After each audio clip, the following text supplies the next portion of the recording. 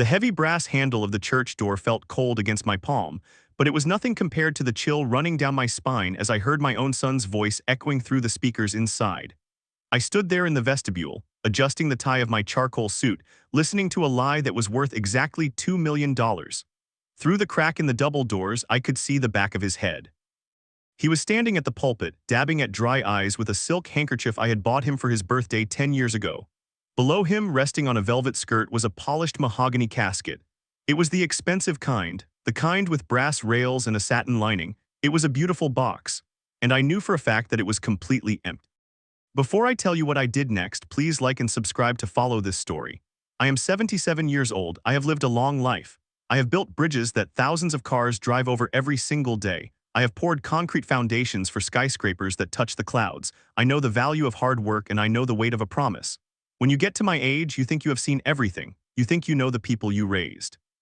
You think that the blood in their veins means they have your code of honor. But as I stood outside that sanctuary, leaning on my cane, I realized I didn't know my son at all. To understand why I was standing outside my own funeral 10 minutes late, you have to understand what happened 3 weeks ago. I needed a break. The city was getting too loud. My phone wouldn't stop ringing. Everyone wanted a piece of my retirement or a signature on a check, so I did what I always do when the noise gets too much. I packed my old truck, threw my fishing gear in the back, and drove up to my cabin in the mountains. This isn't a fancy vacation home. It is a simple log cabin I built with my own 2 hands back in the 80s. It has a wood stove, a sturdy roof, and absolutely no cell phone service. That is the point. When I am up there, I am not a retired CEO. I am just Arthur. I chop wood, I catch trout in the stream, I sit on the porch and watch the eagles circle the pines. I told my son Mark that I would be gone for a month. I told him not to come looking for me unless the world was ending. I wanted peace. For 3 weeks, that is exactly what I got.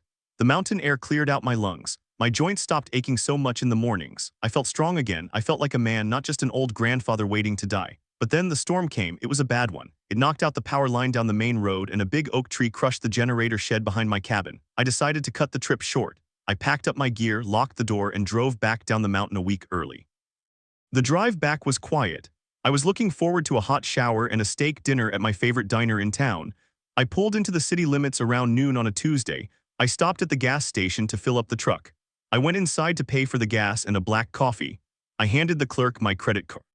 He ran it, he frowned, he ran it again. It was declined. I have had that card for 20 years. The limit on it is higher than most people's annual salary. I told him there must be a mistake. I pulled out another card, declined. I felt a strange knot form in my stomach. I paid with the cash I had in my wallet and drove straight to the bank. The bank manager is a man named Steve. I have known Steve since he was a teller. When I walked into his office, he looked up from his desk and his face went white. He looked like he had seen a ghost. He actually dropped his pen. "Arthur," he whispered. "Hello, Steve," I said. I sat down in the leather chair opposite him. "Why are my cards not working?" Steve didn't answer. He just stared at me. He stood up slowly and walked around the desk. He reached out and touched my shoulder like he was checking to see if I was real. "Arthur," he said again, "you are supposed to be dead." I laughed. It was a dry, humorless sound. "I feel pretty alive, Steve." He turned his computer monitor toward me. There it was, a death certificate. It had my name. It had my date of birth. It said I had died in a fire at my cabin 3 days ago. The cause of death was listed as accidental. The status of the estate was listed as in probate. My hands started to shake, not from fear but from a rage I haven't felt since I was a young man fighting for my first contract. I read the name of the person who identified the body. "Mark, my son." Steve explained it to me in a shaky voice. Mark had reported a fire. He claimed he went up to check on me and found the cabin in ashes.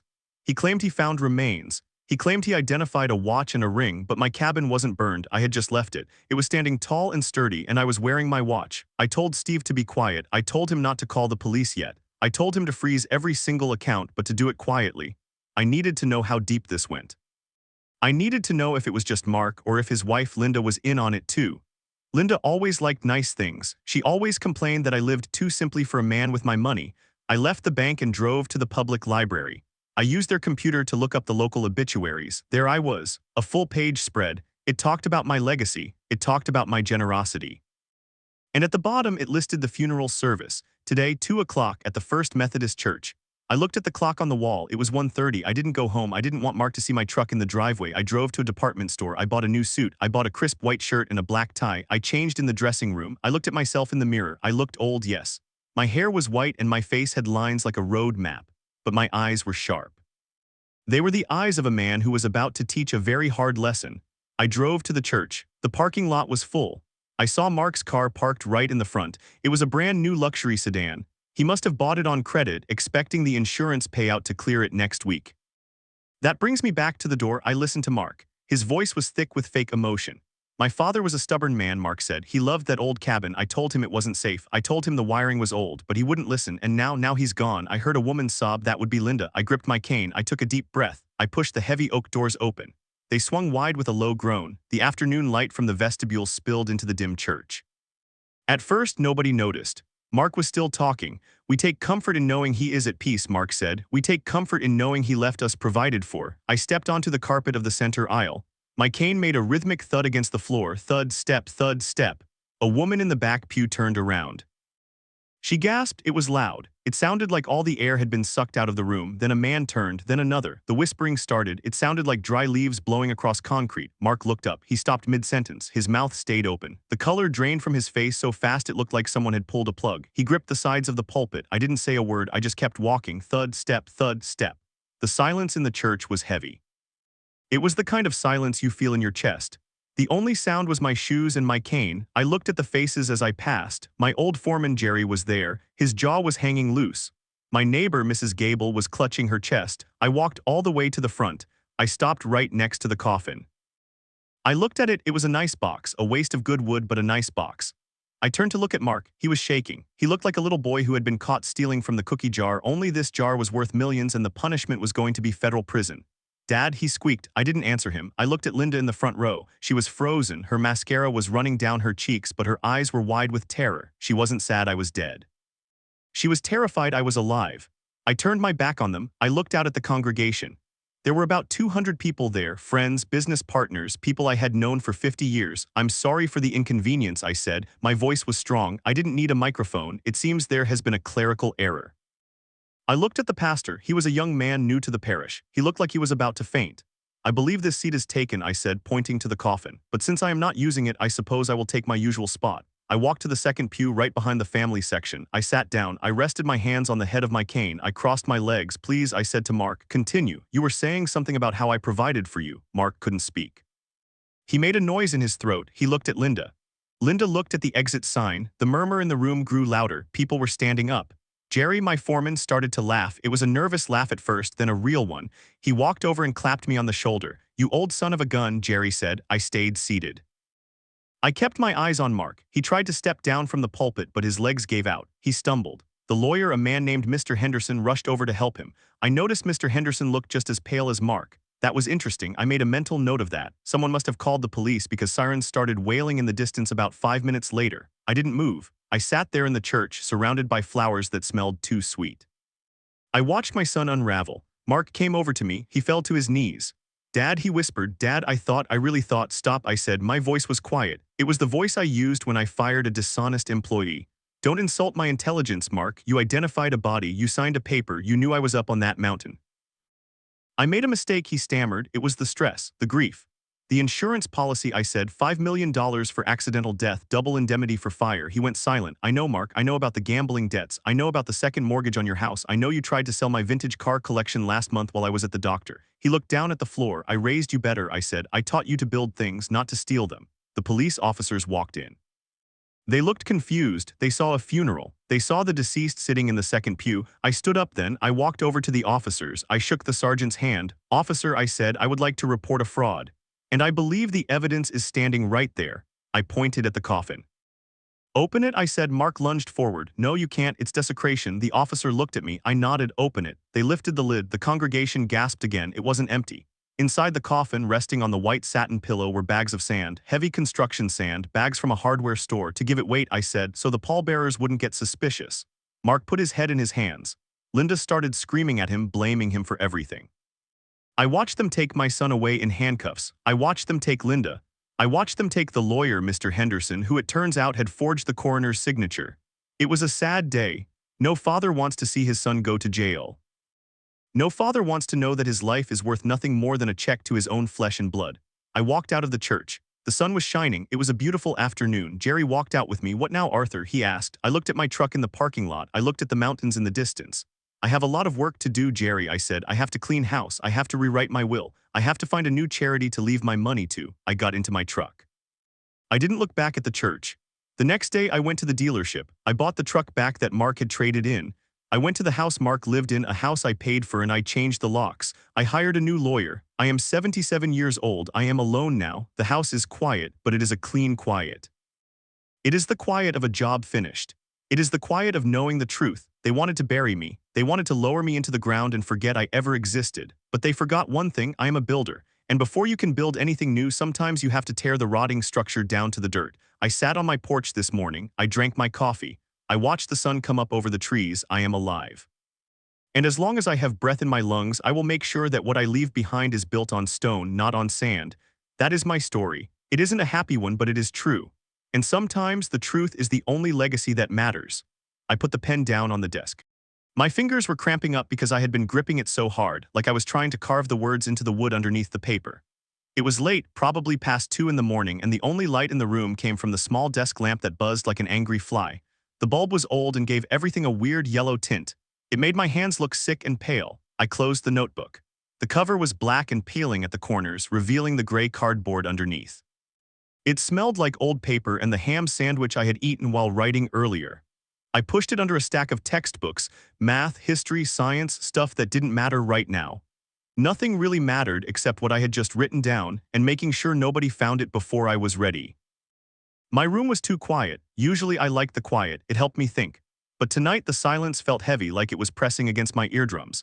I could hear the house settling, the wooden beams creaking in the hallway, and the refrigerator humming downstairs in the kitchen. Every little noise made me jump. I felt like I was being watched, even though the blinds were pulled tight. Then I heard footsteps. They weren't the creaky, fast steps of my little sister running to the bathroom. These were slow, heavy steps. Thud, pause, they were coming toward my door. I scrambled to mess up my desk, pulling my math book open to page 100 and pretending to stare at a geometry problem. My heart was hammering against my ribs so hard I thought it would bruise them. I grabbed a pencil and hovered it over the paper just as the door handle turned. The latch clicked, sounding like a gunshot in the quiet room. My dad poked his head in. He looked awful. His hair was messy, sticking up on one side like he had been running his hands through it, and there were dark purple bags under his eyes. He was wearing his old gray t-shirt with the hole near the collar and sweatpants. He smelled like stale coffee and that weird, dusty smell the garage gets when it rains. "Hey," he said. His voice was scratchy, like he hadn't spoken in hours. "You're still up." I nodded, keeping my eyes on the math book. "Yeah, just finishing some homework." I got behind. He stepped into the room, leaning against the doorframe. He looked around, his eyes scanning the posters on my wall, the pile of laundry in the corner, and finally landing on me. He didn't look angry, just tired. Really, really tired. It was the kind of tired that sleep doesn't fix. "Don't stay up too late," he said. "You've got school tomorrow." "I know, Dad, I'm almost done." He didn't leave, though. He just stood there, staring at me. It made my skin crawl, not because I was scared of him, but because I was lying to him. The black notebook was right there, just an inch under the history book. If he walked over and moved the stack, he'd see it. He'd read it. And then everything would fall apart even faster than it already was. "Everything okay?" he asked. The question hung in the air. Was everything okay? No, nothing was okay. I wanted to scream at him. I wanted to tell him that I knew about the money and I knew about the lies and I knew why Mom was really staying at her sister's house. I wanted to tell him I was scared. "I'm fine," I said, "just geometry. It's hard." He let out a sigh that sounded like a tire losing air. "Yeah, math was never my strong suit either." He took a step toward the desk. My hand tightened on the pencil until the wood cracked a little. "I remember when you were little," he said, looking at a framed photo on my shelf. "It was a picture of us from a fishing trip years ago. You used to think you could catch fish with your bare hands. You'd stand in the creek for hours just waiting." I forced a laugh. It came out dry and fake. "Yeah, I was a dumb kid. You were patient," he corrected me. "You were always patient. That's a good trait to have, son. Don't lose that." He reached out and patted my shoulder. His hand felt heavy and warm. For a second, just a second, I wanted to lean into it. I wanted to be a little kid again, standing in the creek, worrying about nothing but catching a minnow. But then I remembered the phone call I had overheard last night and the feeling vanished. I went stiff. He must have felt me tense up because he pulled his hand away quickly. "Right, well. Good night, Dad." He closed the door and I let out a breath I didn't know I was holding. I listened to his footsteps fade down the hall and into his bedroom. The bed springs squeaked as he sat down, and then there was silence again. I pushed the math book away and pulled the notebook back out. My hands were shaking. Seeing him like that, looking so beaten down, brought a memory rushing back. It wasn't a big memory, just a small one, but it stuck in my brain like a splinter. It was about 2 years ago. We were in the backyard. It was autumn and the leaves were everywhere, covering the grass in a crunchy blanket of red and orange. We were raking them up. It was boring work, but Dad made it fun. He would make huge piles and then tackle me into them. I remembered the smell of the dry leaves. It was earthy and sweet. I remembered the sound of the rake scraping against the dead grass. Scritch, scratch. We had taken a break, sitting on the back porch drinking lemonade. The glass was cold and sweating in my hand. Dad had looked at me really serious and said, "You know, your grandpa used to say that a man is only as good as his word. If you break your word, you break yourself." I had nodded, sipping my lemonade, not really getting it. It sounded like something out of a movie, but Dad looked like he meant it. He looked proud. He looked like a guy who had never broken his word in his life. Now, sitting in my dark room with the buzzing lamp, that memory made my stomach hurt because he had broken his word. He had broken a lot of things, and I was the one picking up the pieces and writing them down in a stupid black notebook. I looked at the clock. 2:14 a.m. I knew I wouldn't sleep. My brain was going 100 miles an hour. Every time I closed my eyes, I saw the look on Mr. Henderson's face when I found the envelope. I saw the text messages on the burner phone. I saw the way the world looked different now, darker and grittier, like someone had turned down the brightness on a TV screen. I needed water. My throat was dry as sandpaper. I got up slowly, trying not to make my chair squeak. I tiptoed to the door and opened it just a crack. The hallway was pitch black. I stepped out, my socks sliding on the hardwood floor. I knew where all the squeaky boards were, the one by the linen closet, the one near the stairs, so I stepped over them. I went down the stairs, gripping the banister. The house felt huge at night. Shadows stretched out from the furniture, looking like monsters or spies. I told myself to stop being a baby. I was in 8th grade. I wasn't afraid of the dark. I was afraid of what was happening in the light. I got to the kitchen and opened the fridge. The light inside was blinding. I grabbed the pitcher of water and poured a glass, drinking it in 3 big gulps. The cold water hit my stomach and made me shiver. I was about to head back upstairs when I saw something through the kitchen window. Our kitchen faces the street. Usually it's empty at this time of night, just parked cars and streetlights. But there was a car idling across the street, 2 houses down. The headlights were off, but the engine was running. I could see the exhaust puffing out into the cool night air, little gray clouds that disappeared as soon as they formed. It was a dark sedan. It looked like a Ford, maybe. I couldn't tell the color because of the streetlights, but it looked dark blue or black. I froze. I put my glass down on the counter, careful not to make a sound. I crept closer to the window, pressing my face against the cold glass to get a better look. The car just sat there. It was suspicious. Who sits in a running car at 2 in the morning in a quiet neighborhood like ours? Then the interior light of the car flickered on for a second. Just a brief flash, like someone had opened the glove box or checked a map. In that split second, I saw the driver. I couldn't make out his face clearly, but I saw the jacket. It was bright yellow, neon yellow, like a construction worker or a crossing guard, or like the jacket the guy at the scrapyard wears. My heart stopped. The scrapyard. That was where I had followed Dad last Tuesday. That was where I saw the exchange. Why was he here? Why was he outside my house? I ducked below the windowsill, my breathing coming in short, panicked gasps. Had they seen me? Did they know I was watching? Did they know about the notebook? I crawled across the kitchen floor, feeling like a soldier in a movie, until I was behind the island. I sat there, hugging my knees to my chest. The linoleum floor was freezing. I listened. The car engine revved a little, then settled back into a low hum. It sounded like a growling dog. I had to check again. I had to know if he was still there. I forced myself to stand up and peek over the edge of the counter. The car was moving. It rolled slowly down the street, no lights on, like a shark swimming through dark water. It passed our driveway. I held my breath. It kept going. It reached the stop sign out of the block, turned right, and disappeared. I let out a shaky breath. My hands were sweating. This was getting real, too real. It wasn't just a story in a notebook anymore. It was outside my house. It was guys in yellow jackets watching us while we slept. I couldn't just sit here. I had to do something. I had to tell someone, but who? Mom wouldn't believe me, or she'd freak out and make it worse. Dad was the problem, or at least part of it. I thought about my friends. Tyler would just laugh and say I was making it up.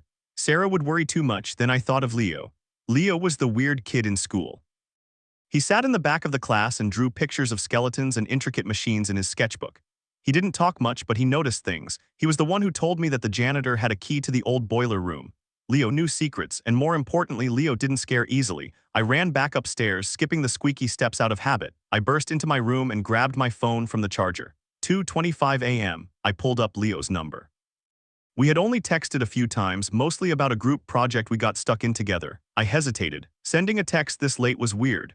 But a guy in a yellow jacket staking out my house was weirder. I typed, "You awake?" I stared at the screen, watching the seconds tick by. 1 minute, 2 minutes, maybe he was asleep. Normal people were asleep. Then 3 little dots appeared. They danced on the screen. Yeah, why came the reply? I typed fast, my thumbs stumbling over the letters. I need to show you something tomorrow. Before school, it's important, like school project important or actually important. Life or death important, I typed. Then I deleted it. That sounded too dramatic. Actually important. Meet me behind the bleachers at 7:30. The dots danced again. Okay, bring donuts. I put the phone down. Donuts. Classic Leo. At least he agreed. I looked at the black notebook on my desk. I felt like I should hide it better. Under the textbooks wasn't enough. If Dad came back in to check on me or if the guy in the yellow jacket decided to come inside next time, I looked around my room. Where was a safe place? Under the mattress. Too obvious, in the closet, too messy. My eyes landed on the air vent near the floor. The grate was painted white and held on by 2 screws. I grabbed the screwdriver from my desk drawer. I kept one there to fix my glasses and tighten the wheels on my skateboard. I knelt down and unscrewed the vent cover. It came off with a dusty clank. Inside, the duct was dark and dusty. It smelled like old heat. I took the notebook and shoved it deep inside, as far back as my arm could reach. Then I put the cover back on and screwed it tight. There, safe. I climbed into bed, but I didn't get under the covers. I just lay on top of them, staring at the ceiling. The shadows from the tree outside were dancing on the plaster, looking like long, grasping fingers. I closed my eyes and tried to picture the fishing trip with Dad again. The water, the sun, the quiet, but the image kept changing. The water turned dark and muddy. The sun went out, and instead of a fish on the line, I pulled up a bright yellow jacket, dripping wet and heavy. I rolled over and stared at the wall. Tomorrow was going to be a long day. I just hoped Leo was ready for what I had to tell him. Because once I said it out loud, once I shared the truth, there was no taking it back. The legacy was beginning, and I was terrified of where it would end. The next morning felt wrong from the start. The alarm went off at 6:30, buzzing like a drill right into my brain. I slapped it off and sat up. My head hurt, a dull throb behind my eyes from lack of sleep. The room was gray and cold. It was raining outside, a steady drizzle that tapped against the window pane. I got dressed mechanically. Jeans, a hoodie, sneakers. I grabbed my backpack. I hesitated at the vent. Should I take the notebook? No, it was safer here. If I took it to school, someone could steal it, or I could lose it. I needed to talk to Leo first. I needed a plan. I went downstairs. The kitchen was empty. Dad had already left for work. There was a note on the counter. Have a good day, love, Dad. The handwriting was messy, hurried. I crumbled the note and threw it in the trash. Love, Dad, yeah, right. If he loved us, he wouldn't be doing what he was doing.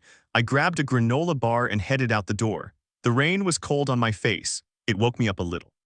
I walked to the bus stop, keeping my head down, watching the puddles ripple as raindrops hit them. When I got to school, the hallways were loud and chaotic.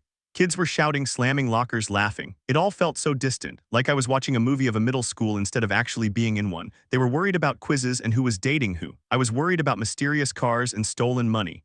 I went straight to the football field. The grass was wet and muddy. The bleachers loomed over me, gray metal skeletons against the gray sky. I walked around to the back. It was a spot where kids sometimes went to skip class or smoke, though nobody was there now because of the rain. Except Leo. He was leaning against one of the metal support beams, wearing a baggy army jacket and a beanie pulled down low over his ears. He was sketching in a small pad, sheltering it from the rain with his body. You didn't bring donuts, he said without looking up. I forgot, I said, sorry. He looked up then. He had dark circles under his eyes too. Maybe nobody slept in this town. It's okay, you look like you saw a ghost. Or a zombie, definitely something undead. I need to tell you something, I said. And you have to promise not to tell anyone, not a soul, not even your dog. I don't have a dog, I have a cat, and she's a gossip, so I can't promise anything about her. Leo, I'm serious. He closed his sketchbook and shoved it into his jacket pocket. His face changed. The joking look vanished, replaced by a sharp, focused stare. He pushed off the beam and stood straighter. Okay, he said, I'm listening. I took a deep breath. The smell of wet metal and mud filled my nose. I looked around to make sure we were alone. You know my dad works for the city planning office, right? I asked. Yeah, boring stuff, permits and zones. I thought so too, but last week I was looking for batteries in his home office. I found a file. It was hidden taped under his desk drawer. Leo raised an eyebrow. Old school spy stuff. I like it. I ignored him. The file had pictures of the old rec center, the one they're supposed to tear down, and there were bank statements. Leo, there were deposits for thousands of dollars. Cash deposits, so your dad is rich? Leo asked. That doesn't sound like a problem. It's not his money, I hissed. It's from a company called Apex Development. I looked them up. They don't exist. The website is fake, but the address on the bank statement is the scrapyard on 5th Street. Leo went quiet. The scrapyard, that place is sketchy. My brother says they chop stolen cars there. It gets worse, I said, my voice shaking a little. Last night there was a car outside my house. A guy in a yellow jacket. He was watching us. Leo looked at me for a long time. The rain was getting harder, soaking my hoodie, but I didn't care. You think your dad is laundering money? Leo asked quietly. I don't think I know, and I think he's in trouble. I think he wants out, but they won't let him. That's why he looks so sick all the time. Leo kicked a clod of mud with his sneaker. This is heavy, man. This is like TV show heavy. What do you want to do? I don't know, I admitted. That's why I called you. You're smart. You figure things out. Leo smirked, but it didn't reach his eyes. I figure out how to beat video games in which teachers don't check homework. I don't figure out organized crime rings. Please, Leo. He sighed and pulled his beanie down further. Show me the file. I can't. I left it at home, but I wrote everything down. Everything I remember. It's in a notebook. Leo nodded slowly. Okay, step 1, we need proof, real proof, not just your memory of a file. We need to see the file again or get pictures of the guy in the yellow jacket. I can't go back into his office. He bought a new lock for the door yesterday.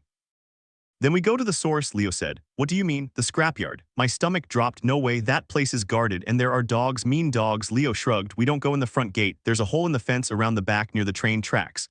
I use it to find cool junk for my sculptures sometimes. I stared at him. You go into the scrapyard for fun. Art requires sacrifice, he said. Look, do you want to know the truth or not? If Apex Development is running out of that scrapyard, there will be something there to prove it. An office, a ledger, something. It sounded crazy. It was crazy. We were 2 8th graders. We should be worrying about the math test 3rd period, not breaking into a criminal scrapyard. But then I remembered the yellow jacket. I remembered the fear in my dad's eyes. When I asked, tonight, Leo said, Friday night, nobody works late on Friday. We meet at the tracks at 9:00, wear dark clothes and bring a flashlight. The bell rang in the distance, signaling the start of homeroom. It sounded dull and muffled through the rain. I'm in, I said. Leo nodded. Cool, now let's get to class before we get detention. That would be a lame way to start a life of crime. We walked back toward the school building.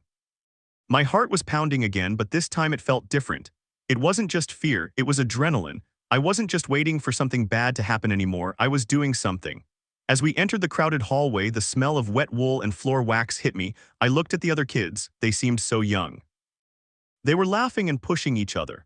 I felt like I had aged 10 years in the last 24 hours. I went through the motions of the day.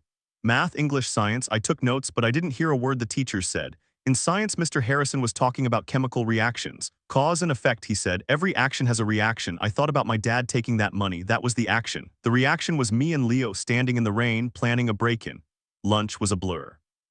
I sat with Leo, but we didn't talk about the plan.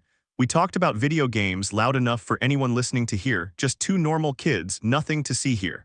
But under the table, Leo passed me a small, folded piece of paper. I slipped it into my pocket. Later, in the bathroom, I opened it. It was a drawing, a sketch of the scrapyard layout. He had marked the hole in the fence, the stacks of crushed cars, and a small building in the center with a star next to it. Underneath, he had written the belly of the beast. I flushed the toilet and washed my hands. I looked at myself in the mirror. My eyes looked just like my dad's, tired, scared. I crumpled the paper and threw it in the trash can, burying it under a damp paper towel. The rest of the day dragged on forever.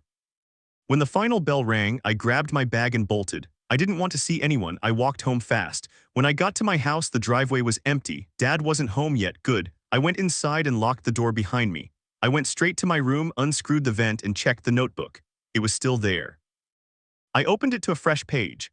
Plan for tonight, I wrote. 1. Meet Leo. 2. Get into the yard. 3. Find proof. It looked so simple on paper, just 3 steps. But I had a feeling it wasn't going to be simple at all. I spent the next few hours pacing around my room. I tried to do homework, but the numbers swam on the page. I kept checking the window looking for the yellow jacket. Nothing, just the empty street. Around 6:00, I heard the garage door open. Dad was home. I stiffened. I had to act normal. I had to go downstairs, eat dinner, and pretend that I wasn't planning to sneak out in 3 hours. I went down to the kitchen. Dad was putting a pizza box on the counter. Hey, he said. I picked up pepperoni, your favorite. Thanks, Dad. He looked better than he did last night. He had showered and changed into clean clothes, but his hands were shaking a little as he opened the box. How was school? He asked. Fine, I lied. Learned about chemical reactions. He froze for a second, a slice of pizza halfway to his mouth. Reactions, huh? Yeah, those can be tricky. We ate in silence. The only sound was the chewing and the hum of the fridge. It was awkward. Usually we talked about sports or movies.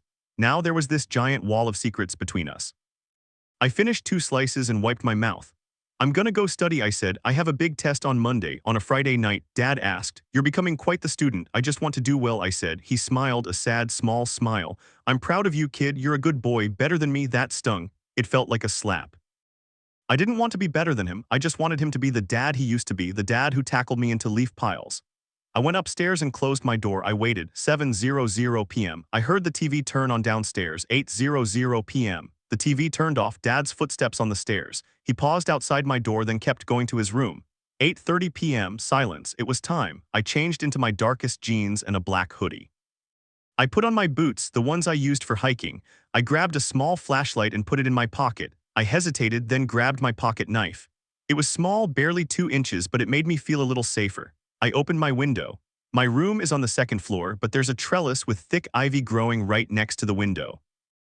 I had used it to sneak out once before in 7th grade to go to a party I wasn't invited to. I got caught that time because I fell and twisted my ankle. I couldn't fall this time. I slid the screen up. The night air was cold and damp. The rain had stopped, but everything was wet. I swung my leg over the sill and found a foothold on the trellis. The wood groaned a little under my weight. I froze, listening, nothing from inside. I climbed down slowly, hand over hand, foot over foot. The wet ivy soaked my gloves. When my feet hit the soft grass, I crouched low. I was out. I ran to the back of the yard, hopped the fence, and cut through the neighbor's garden. I headed for the train tracks. The town looked different at night. The streetlights created pools of orange light, but between them the shadows were deep and black. I stuck to the shadows. I reached the tracks at 8:55. The gravel crunched under my boots. The tracks ran along the edge of town, separating the nice houses from the industrial park. The scrapyard was about a half-mile down. I saw a figure standing near a utility pole. A small red light flared and then faded. "Leo," I whispered. The figure turned. Leo dropped something and crushed it with his heel.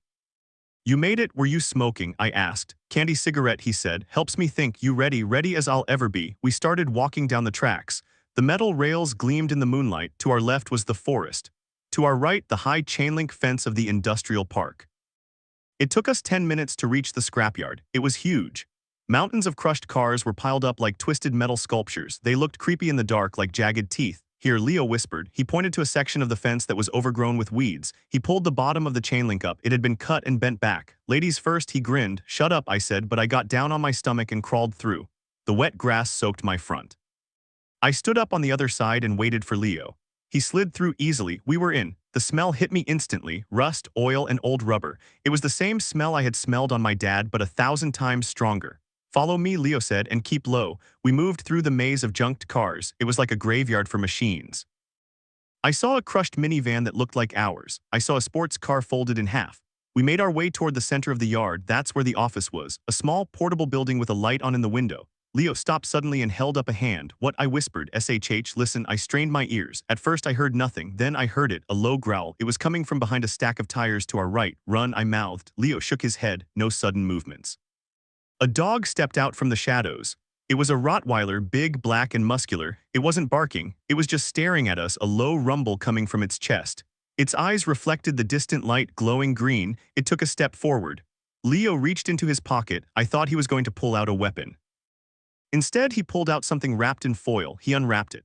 It was a piece of ham. "Here, boy," he whispered. "Nice doggy." He tossed the ham. It landed a few feet in front of the dog. The dog sniffed it, then gobbled it down in one bite. It looked back at Leo, wagging its nub of a tail. "You brought ham," I whispered, amazed. "I told you," Leo said. "I come here for art. I made friends with the guard dog last month. His name is Brutus." I let out a breath. "You are full of surprises, Leo. Come on," while he's distracted. We skirted past Brutus, who was sniffing the ground for more ham. We reached the side of the portable building. It was a trailer elevated on cinder blocks. We crept up to the window. It was high, but there was an old oil drum beneath it. Leo boosted me up.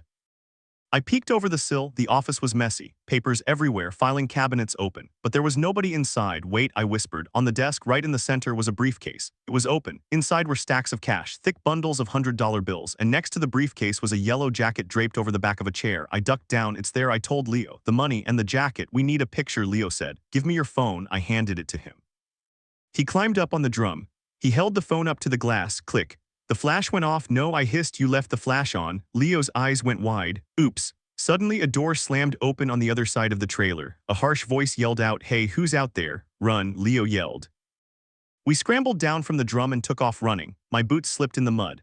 I heard heavy boots thumping on the metal stairs of the trailer, then hitting the dirt. "Get the dog," the voice screamed. "Chopper, kill Chopper," I thought, but Leo said the dog's name was Brutus. A different dog barked, a much deeper, angrier bark. This wasn't Brutus. This was a new dog. We sprinted through the maze of cars. I didn't look back. I could hear the dog's claws scrabbling on the dirt behind us.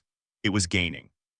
"The fence," I yelled. We dove toward the hole in the fence. I shoved Leo through first. "Go, go," he scrambled under. I dove after him. My hoodie caught on the jagged wire. I yanked it, hearing the fabric tear. I kicked my legs, pushing myself through the mud. Snap. The dog's jaws clamped shut inches from my foot. I felt the wind of the bite. I rolled out onto the gravel of the train tracks and scrambled to my feet. Leo was already up, pulling me by the arm. We ran until my lungs burned and my legs felt like jelly. We ran all the way back to the residential streets until we were under the safety of a streetlight. We stopped, bending over, gasping for air. Did you get it? I wheezed. Leo pulled my phone out of his pocket. He tapped the screen. The picture was blurry and there was a big glare from the flash on the window glass, but you could see it. You could see the stacks of cash, and you could clearly see the yellow jacket with a logo on the back. Apex Development. We got it, Leo said, grinning like a maniac. I looked at the photo. It was proof, undeniable proof. But then I looked at my phone again. I had a missed text from Dad. Where are you? I checked your room. We need to talk now. My blood ran cold. The adrenaline vanished, replaced by pure dread. He knows, I said. Leo looked at the text. Oh, that's not good. I have to go back, I said. Are you crazy? Leo asked. Stay at my place. My mom won't care. I can't. If I don't go back, he'll know I know. He might. I don't know what he might do, but I have to face him. I took the phone back. Send the picture to yourself, I said. Keep it safe. If anything happens to me, nothing's going to happen to you, Leo said, but he looked worried. You're just grounded, probably for life. I hope so, I said. Being grounded sounded like a luxury right now. I walked Leo to his street, then turned and walked back toward my house. The walk felt like a funeral march. Every step was heavy. When I got to my driveway, the house was fully lit. Every light was on. It looked like a lighthouse in the dark neighborhood. I walked to the front door. I didn't bother sneaking in the window. The jig was up. I opened the door. Dad was sitting in the living room on the armchair facing the door. He was still wearing his work clothes. His elbows were on his knees, his hands clasped together. He looked up when I entered. His face was unreadable, not angry, not sad, just blank. Sit down, he said. I walked over and sat on the edge of the sofa. I was muddy, my hoodie was torn, and I smelled like a scrapyard. There was no point in lying. Where were you? He asked. Out, I said. I know you were out. I saw the mud on the trellis. I'm asking where. I stayed silent. He reached into his pocket and pulled out something. He tossed it onto the coffee table. It was a small black notebook. My heart stopped beating. I stared at it. The peeling corners, the gray cardboard. I found this in the vent, he said quietly. I heard you unscrewing it last night. I thought maybe you were hiding cigarettes or pot. He leaned forward, his eyes locking onto mine. I didn't think you were hiding this. He tapped the notebook. You wrote it all down, he said. Every date, every amount. The yellow jacket, the scrapyard. I swallowed hard. My throat clicked. Is it true? I whispered. Dad didn't answer right away. He looked at the notebook, then back at me. He looked like he was about to cry or scream or both. It's not what you think, he said. Then what is it? I asked, my voice getting louder. Because it looks like you're stealing money. It looks like you're working for criminals. I'm doing it for us, he shouted. He stood up, pacing the room. Do you have any idea how much debt we're in? Do you know why your mom left? We were going to lose the house. We were going to lose everything, so you became a crook, I yelled back. Grandpa said a man is only as good as his word. Don't you talk to me about your grandfather, he snapped. He didn't live in this world. He didn't have to deal with these people. He stopped pacing and looked at me. His eyes were wild. These people, they aren't just crooks, son. They own this town.